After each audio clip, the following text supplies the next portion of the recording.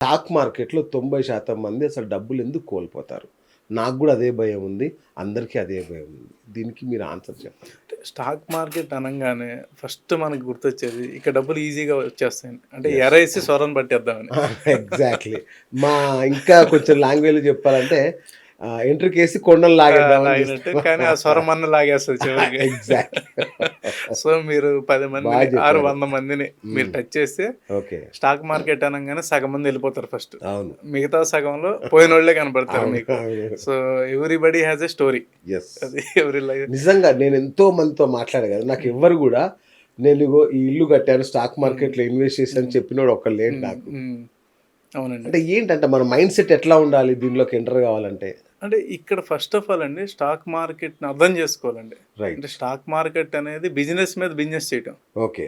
అంటే companies correct. ఏదైతే బిజినెస్‌లు అంతే గదా! చేస్తున్నాయో అవును. వాళ్ళ మీద మనం బిజినెస్‌లు చేస్తున్నామండి. కరెక్ట్. సో, అది మనం అర్థం చేసుకోవాలి. తర్వాత ఇది ఏంటంటే అండి ఖచ్చితంగా ఇది మనం అంటే లాంగ్ టర్మ్ అనేది ఫస్ట్ ప్రిపేర్ అవ్వాలండి. రైట్. ఇక్కడ ఎలా ఉంటదంటే ఎవ్రీడే ట్రేడింగ్ జరుగుద్ది. అవును. సో, జరుగుద్ది కదా అని చెప్పి ఎవ్రీబడీ విల్ కమ్ అండి. అవును. And easy to access. Correct.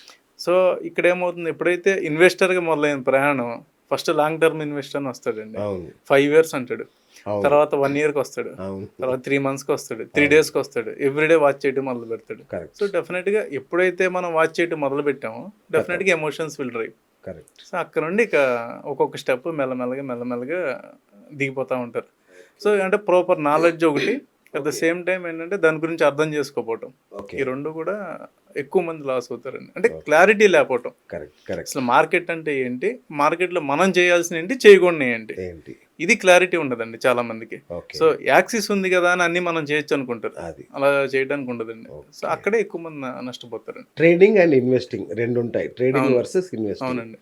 ఇప్పుడు నాలాంటి కొత్త వాళ్ళు మార్కెట్‌లోకి హ్మ్. ఎంటర్ కావాలి అంటే హ్మ్. మీరు దేని మీద దృష్టి పెట్టాలి? ఖచ్చితంగా ఇన్వెస్ట్‌మెంటేనండి. అచ్చా! ఖచ్చితంగా ఇన్వెస్ట్‌మెంట్. ఎందుకంటే ఇన్వెస్ట్‌మెంట్ జర్నీ మనం స్టార్ట్ చేసినప్పుడు మనకు markets, stocks, stock movements, results, economy effects ఇవన్నీ మనకు అర్థమవుతాయండి. ఓకే. అర్థమైనాక అప్పుడు మనం మార్కెట్ మీద ఒక అవగాహన వస్తుంది మనకి. కరెక్ట్. ఆ తర్వాత మనం ట్రేడ్ చేయగలమా లేదా? అసలు ఓకే. ట్రేడింగ్ అనేది మనకు సూట్ అవుద్దా లేదా? ఓకే. ఎందుకంటే ట్రేడింగ్ ఈజ్ టెక్నికల్ థింగ్స్ ఎంత ఇంపార్టెంటో దాన్ని మించి సైకాలజీ ఉంటదండి. ఓకే. కొన్ని కోట్ల మంది ట్రేడ్ చేస్తారు. ఎగ్జాక్ట్‌లీ. ఒకే టైంలో కొన్ని లక్షల మంది ట్రేడ్ చేస్తారు. అవును. బై చేసేవాళ్ళు రైట్ అని బై చేస్తాడు. అవును. సెల్ చేసేవాడు నాది రైట్ అనే సెల్ చేస్తాడు. అవును. మరి ఇద్దరిలో ఎవరిది రైట్?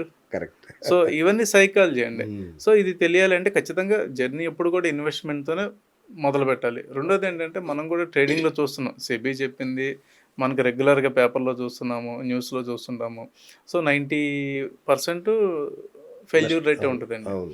సో, ఆ టెక్నికల్ థింగ్స్ తెలియకపోవటం ఒకటైతే, 2 సైకాలజీని హ్యాండిల్ చేయలేకపోవటం ఇంకోటండి. ఓకే. సో, ఈ రెండిటి వల్ల మనకి ఎక్కువ మంది ట్రేడర్స్ లాస్ అవుతుంటారు. కాదు సార్. అంటే నేను చాలా ట్రై చేశాను. ఒక 6, 7 ఇయర్స్‌గా ట్రై చేస్తుంది దీనిలోకి ఎంటర్ కావాలని. హ్మ్. హ్మ్. ఎక్కడో సోమాలియాలోనో లేదంటే ఇండోనేషియాలో భూకంపం వస్తే హ్మ్. ఇక్కడ స్టాక్ మార్కెట్‌లో సగం షేర్లు పతనం అయిపోతాయి. ఎక్కడో ఇరాక్‌లో ఆయిల్ బావిలో పేలుడు జరిగిందనుకోని హ్మ్. ఇక్కడ చమురు ధరలు పెరుగుతాయి. అది పెరుగుతా ఉంటాయి. ఇంత సమాచారం ఎలా పట్టుకోమంటారు సార్ మమ్మల్ని? ఎలా దీన్ని ఎలా సాధ్యం ఇది? అంటే ఇప్పుడు సపోజ్ మనకి ఉక్రెయిన్, రష్యా వార్ అయిందండి. యెస్. నైట్ డిక్లేర్ చేస్తే తెల్లారికి మన ఇండియాలో బియ్యం పెరగవు, అది. ఇంటి రెంట్‌లు పెరగవు, ఏమీ పెరగవు. కానీ స్టాక్ కానీ మార్కెట్ 9:00 రియాక్ట్ అవుద్ది. ఎగ్జాక్ట్‌లీ. సో, ఆ న్యూస్‌ని మనం ఎలా తీసుకోవాలి అనేది కూడా ఇక్కడ ఇంపార్టెంట్ అండి. సో, ఎందుకంటే ఇది మార్కెట్ అనేది డిఫరెంట్ సెక్టార్ ఉన్న కంపెనీస్, హ్మ్. డిఫరెంట్ ఎక్స్‌పోర్ట్స్ ఉన్న కంపెనీస్ ఇవన్నీ కూడా లిస్ట్ అయ్యి ఉంటాయి. అవును. సో, అది దేనికి మనకి ఇంపాక్ట్ అవుతుంది న్యూస్. ఇప్పుడు okay. Suppose crude oil impact అవుతుందండి. అవును. మనం క్రూడ్ ఆయిల్ మేజర్ ఇంపోర్టర్ కదండీ! యెస్. సో, క్రూడ్ ఆయిల్ పెరుగుతుంది అంటే ఎక్కడెక్కడ ఇంపాక్ట్ జరుగుతది అనేది మనకు ఒక అనాలిసిస్ ఉండాలండి. ఓకే. అనాలిసిస్ లేకుండా మనం వెళ్తే దెబ్బతింటాం. అంటే సార్ సముద్రంలో పైప్ లైన్ పగిలిపోతే నాకెలా తెలుస్తది సార్? అది నా బాధ. ఎక్కడో సముద్రంలో పైప్ లైన్ పగిలిపోతే తెల్లారి స్టాక్‌లన్నీ పడిపోతాయి. ఇది నేనెలా కనుక్కోమంటారు? అంటే ఒకటండి. ఇప్పుడు ఒక ఇన్సిడెంట్ జరిగినప్పుడు అది సెక్టార్ మీద ఇంపాక్ట్ చేస్తుందా? ఎంటైర్ మార్కెట్ మీద ఇంపాక్ట్ చేస్తుందా? అనేది మనం అసెస్ చేయగలగాలండి. ఓకే. ఇప్పుడు క్రూడ్ ఆయిల్ ఉంది. క్రూడ్ ఆయిల్ డాలర్స్ అంటే క్రూడ్ ఆయిల్ బ్యారెల్ పెరిగితే మనకేంటి ఇంపాక్టు? హ్మ్. క్రూడ్ ఆయిల్ నుండి తీసేటువంటి బై ప్రొడక్ట్స్ అన్నీ కూడా ఇంపాక్ట్ అయితాయి. యెస్. అంటే ఎగ్జాక్ట్. ప్లాస్టిక్, అలాగే డీజిల్, రైట్. అలాగే ఇంకా అదర్ థింగ్స్ దాని నుండి వచ్చే బై ప్రొడక్ట్స్. ఆ బై ప్రొడక్ట్స్ అనేది ఏంటంటే మనకి raw material for other products. Okay. So అంత బిజినెస్ అనాలిసిస్ మనకు తెలిసి ఉండాలండి. లేకపోతే ఏంటంటే అదేదో గ్యాంబ్లింగ్ లాగా నా కనిపిస్తుంది. లైఫ్‌లో నేను విన్న ఒకే ఒక్క పాజిటివ్ వార్త ఏంటంటే, విశ్వేశ్వరరెడ్డి గారు రిచెస్ట్ పర్సన్ యాక్చువల్‌గా. మన ఎంపీలలో రిచెస్ట్ ఆయన. మొన్న లిస్ట్‌లో చూస్తే. ఎట్లా అంటే స్టాక్ మార్కెట్ ద్వారా అన్నాడు. నేను ఆశ్చర్యపోయా. ఫస్ట్ టైం ఒక మనిషి స్టాక్ మార్కెట్ ద్వారా రిచ్ అయ్యాడని నేను వెళ్ళి అడిగాను ఆయన్ని. సార్ ఎట్లా రిచ్ అయ్యారు మీరు? అంటే స్టాక్ మార్కెట్లు అంటే, సార్ ఎవరు అవ్వరు కదా అంటే, నేను రోజు ట్రేడ్ చేయలేదబ్బా. ఇప్పుడు 20-30 ఏళ్ల క్రితం కొనేసి అక్కడ పడేస్తే అవి ఇప్పుడు అట్లా పెరిగినాయి. అందువల్ల అంత పెరిగింది సంపద అని చెప్పాడు. సో ఇది కరెక్టేనా? ఇట్లనే ఖచ్చితంగా అండి. అవుతుందా? ఖచ్చితంగా. ఇప్పుడు మనం చూసుకుంటే ఒక 25 ఇయర్స్ డేటా తీస్తేనండి, ఓకే. ఈరోజు హెచ్డిఎఫ్సి బ్యాంకు ఎక్కడ లిస్ట్ అయింది? కరెక్ట్. ఎక్కడో రూ. 10, రూ. 20 అవును. షేర్ ఉండేది. అవును. అలాగే ఇన్ఫోసిస్, అలాగే టీసీఎస్. అంటే కరెక్ట్. మనం వారి పీరియడ్ మనం తీసుకున్నప్పుడు కంపెనీ గ్రోత్ పెరుగుతున్నప్పుడు ఖచ్చితంగా పెరుగుతుంది. ఇక్కడ ప్రాబ్లం ఏంటంటే ఇవాళ కొనగానే రేపు చూస్తాం రేటు. అది. అంటే ఫస్ట్ కంపెనీ కొనే ముందు ఏం కొంటున్నాం మనకు తెలిసి ఉండాలి. అయితే ఎందుకు ఇది కొంటున్నాం గ్యాంబ్లింగ్ ఏనా సార్? ఎట్లా కొనాలి?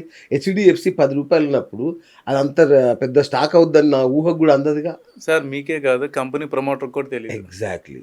ఏదన్నా కంపెనీ పెట్టినప్పుడు అది అంత గ్రోత్ వస్తుందని వాళ్ళు కూడా గెస్ చేయరు. కాకపోతే by quarter on quarter, year on year వాళ్ళు రిజల్ట్స్ డిక్లేర్ చేసినప్పుడు గ్రోత్ కనుక కనిపిస్తున్నప్పుడు ఆర్ ఎక్స్పాన్షన్ ప్లాన్ ఉన్నప్పుడు, అంటే ఎట్లా అంటే అండి అసలు ఫస్ట్ మనం ఇన్వెస్ట్ చేసేటప్పుడు ఈ సెక్టార్కి బ్యాండ్ విడ్త్ ఉందా లేదా? ఓకే. ఇప్పుడు బ్యాంకింగ్ ఉంది, correct. Everybody will use, everybody required loans, లేనిది ప్రపంచం లేదు. డిపాజిట్స్ ఉంటాయి, లోన్స్ ఉంటాయి, అలాగే మైక్రో ఫైనాన్స్ ఉంటాయి. అంటే సెక్టార్ పెద్దది.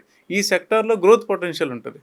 అట్లా కాకుండా ఏదో లిమిటెడ్ యూజర్స్ ఉన్నారు, అలాంటి సెక్టార్స్ మనం తీసుకున్నప్పుడు గ్రోత్ ఉండదు కదండి. So how we can expect multibagger or అంత గ్రోత్ ఉంటుందని ఎలా చెప్పగలం? సో ఖచ్చితంగా మనకేంటంటే దాని మీద ఏ సెక్టార్లకు వెళ్తున్నాం అనేది కూడా మనం చూసుకోవాలండి. రైట్. అసలు గణేష్ గారు మీరు ఇవన్నీ చెప్తున్నారంటే మా ప్రేక్షకులు ఒక డౌట్ రావచ్చు. అసలు ఎవరైనా ఏంటి ఈయనకున్న ఎక్స్పీరియన్స్ అని. సో మీరేంటి మీ ఎక్స్పీరియన్స్ ఏంటో ఒకసారి చెప్పండి. అంటే 22 ఇయర్స్ అయిందండి మార్కెట్లోకి వచ్చి. wonderful. సో స్టడీస్ ఉన్నప్పుడే ఏదో తెలుసో తెలియక మార్కెట్లోకి అచ్చా, వచ్చాను. అవునా? ఓకే. సో ఇదొక లెంత్ జర్నీ. అవును. సో ఇందులో మనం అప్ చూసాము, డౌన్ చూసాము చాలాసార్లు. అంటే 2008 అనేది ఎవ్రీబడి ఇప్పుడున్న ప్రతి ఫండ్ మేనేజర్కి కూడా ఒక లెసన్ అండి. అంటే నాకే కాదు, 2008 అనేది ఇప్పుడున్న మేజర్ ఫండ్ మేనేజర్స్ కానివ్వండి, మార్కెట్లో ఉన్న సీనియర్ పీపుల్ కూడా 2008 ఒక లెసన్ అండి. ఓకే. అంటే 2005, 6, 7 బుల్ మార్కెట్ అండి. ఆ, సో ఆ బుల్ మార్కెట్లో మీరు ఏది పెట్టినా, అంటే ఊరికే చేతితో లిస్ట్ ఏది సెలెక్ట్ చేసుకుని పెట్టినా కూడా పెరిగినాయి. ఆ, బాగా పెరిగినాయండి. సో 2008 లీమన్ బ్రదర్స్ కొలాప్స్ ఎప్పుడైతే వచ్చిందో మార్కెట్స్ ఆల్మోస్ట్ 60% కరెక్షన్ జరిగిందండి. 2008, 9 దాదాపుగా అసలు చాలామంది వాష్అవుట్ అయిపోయారు ఆ టైంలో. ఓకే. సో అట్లా మనం చాలా జర్నీస్ చూసాం కాబట్టి 22 ఇయర్స్లో. Wow. ఇప్పుడు ఏంటంటే కొంచెం మెచ్యూరిటీ మార్కెట్లో Maturity market. ఏది పెట్టాలి ఏది పెట్టకూడదు, ఓకే. ఏది అంటే మనకి అన్ని ఆపర్చునిటీస్ లా కనిపిస్తాయండి, అవును. కానీ అన్నింటినీ మనం అటెంప్ట్ చేయకూడదు. కరెక్ట్. అట్లా అంటే ఏది గ్లోరీ పిక్చర్ ఏది కాదు. కరెక్ట్.